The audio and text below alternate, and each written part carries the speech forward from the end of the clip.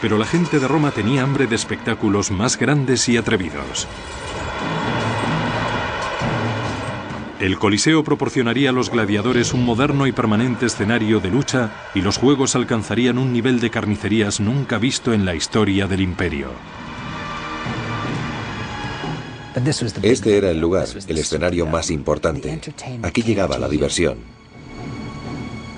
Todo, desde animales de los rincones más remotos del mundo conocido hasta prisioneros de tierras lejanas, estaban allí a tu alcance para verlos desde tu asiento de palco en el centro de la ciudad. La construcción del Coliseo comenzó en el año 72. Fue financiada con la venta de las valiosas reliquias obtenidas de los templos judíos durante el saqueo de Vespasiano a Jerusalén.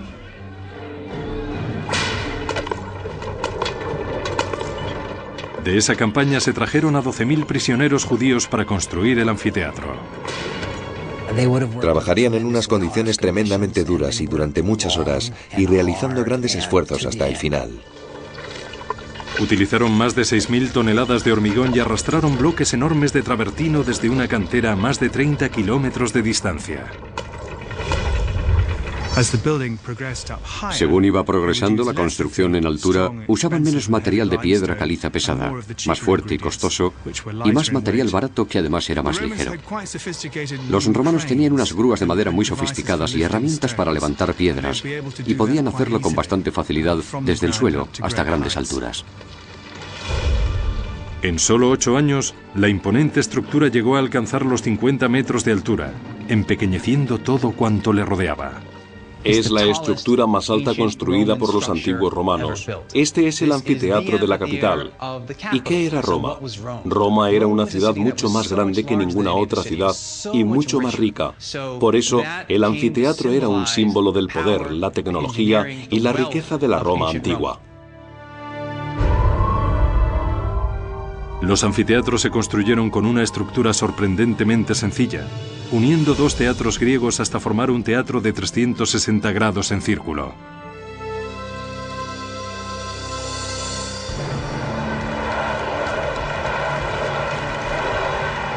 El Coliseo estableció un nuevo estándar en el diseño de anfiteatros romanos. Contenía una compleja red de pasillos y escaleras que permitían la entrada y salida de 70.000 romanos en un tiempo récord.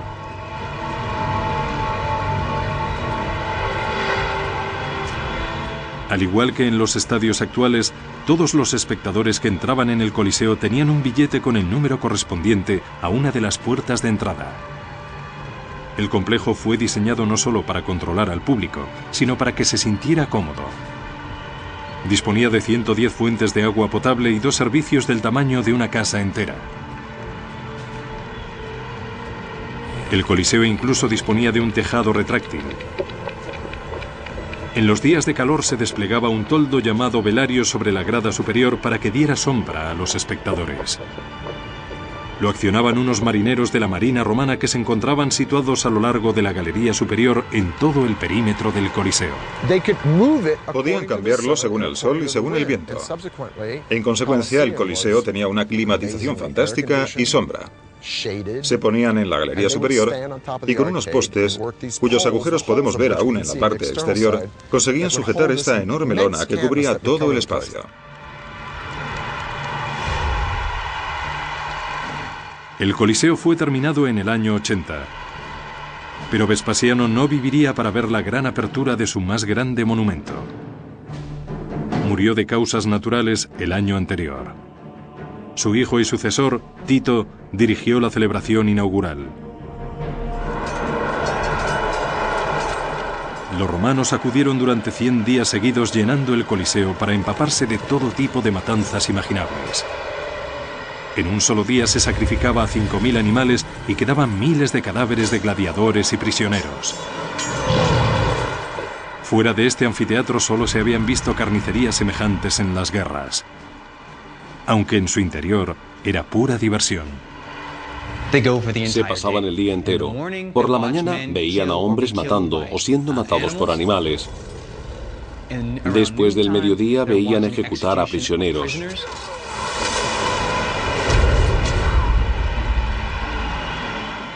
Y finalmente, por las tardes, el acontecimiento principal, el equivalente a la hora de máxima audiencia de la televisión, dejaban lo mejor para el final, los gladiadores, hombres contra hombres.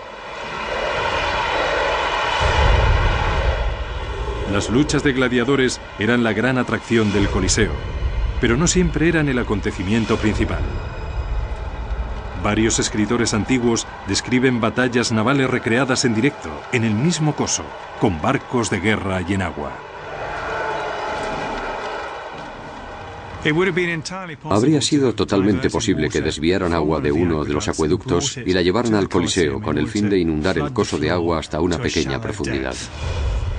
Tenemos evidencias a través de estudios recientes del Coliseo que revelan que había muchos canales de agua para inundar la infraestructura del Coliseo. Por lo tanto, sí, fue posible y sí lo hicieron. Cristiano Ranieri es el primer arqueólogo moderno que explora el laberinto de canales de agua que había bajo el Coliseo.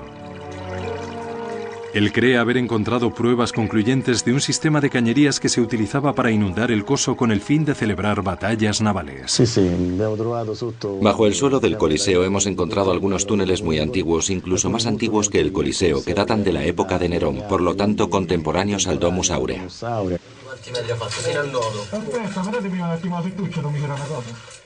Los canales de agua originales construidos bajo el lago artificial de Nerón habían quedado intactos cuando se construyó el Coliseo justo encima.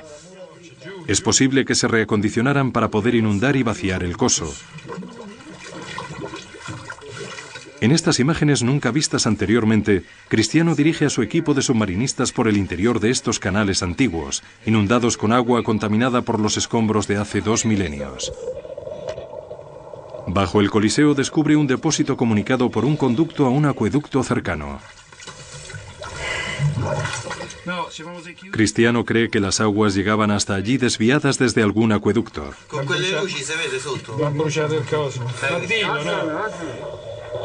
También encuentra indicios de las tuberías de drenaje que estaban conectadas al sistema de alcantarillado de la ciudad y que se utilizarían para vaciar el agua del coso en el río Tíber. Era todo un sistema de cañerías. En algunas ocasiones los túneles se utilizaban para inundar el coso del Coliseo para crear escenas de batallas navales. Las batallas navales del Coliseo fueron un asombroso triunfo de la ingeniería, pero resultaron ser una moda fugaz en el anfiteatro más famoso del mundo. En menos de una década se abandonaron estas inundaciones para acometer una renovación que revolucionaría los Juegos. Una nueva infraestructura bajo el suelo llamada hipogeo. En su interior había un sistema de ascensores y trampillas desde las que podían surgir de repente tigres y gladiadores armados y pillar por sorpresa a sus víctimas. Aunque el verdadero espectáculo se producía aquí en el coso, la espina dorsal, el sistema central y verdadero soporte del Coliseo estaba ahí abajo, en el hipogeo. Allí había fosos de leones, jaulas con animales salvajes a los que azuzaban, gladiadores que afilaban sus espadas y se preparaban para morir, criminales condenados en jaulas.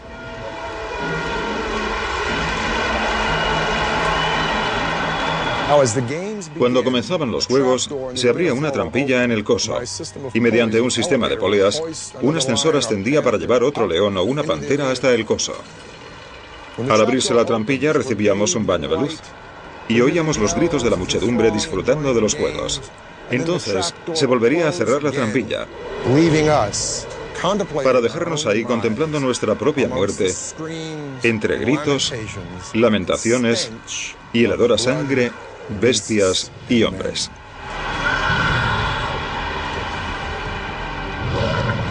Violentos, sangrientos, explotadores, apasionantes. Los Juegos del Coliseo eran lo último en espectáculos en Roma, y todos los que entraban allí se quedaban impresionados por la extraordinaria capacidad de ingeniería de la civilización más avanzada del mundo. Tras una década de fuerza y estabilidad con Vespasiano, esa civilización estaba alcanzando el momento álgido de su poder. Y su siguiente generación de gobernantes usarían ese poder para construir milagros fabricados por el hombre siempre más grandes y más audaces.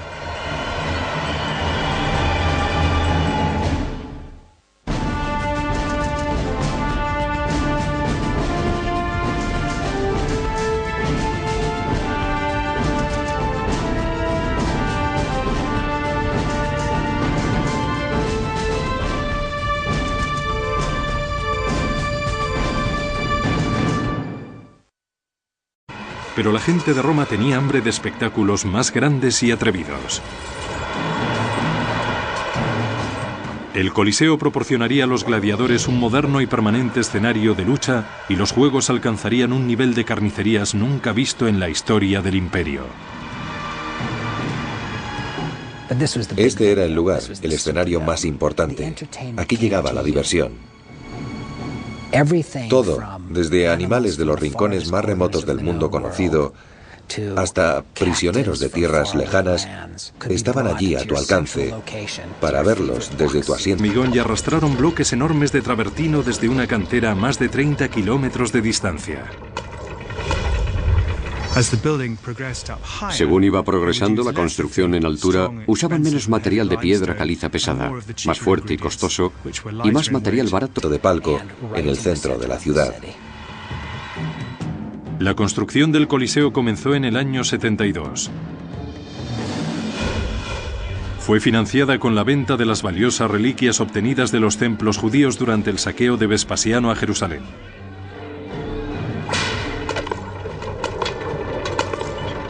De esa campaña se trajeron a 12.000 prisioneros judíos para construir el anfiteatro.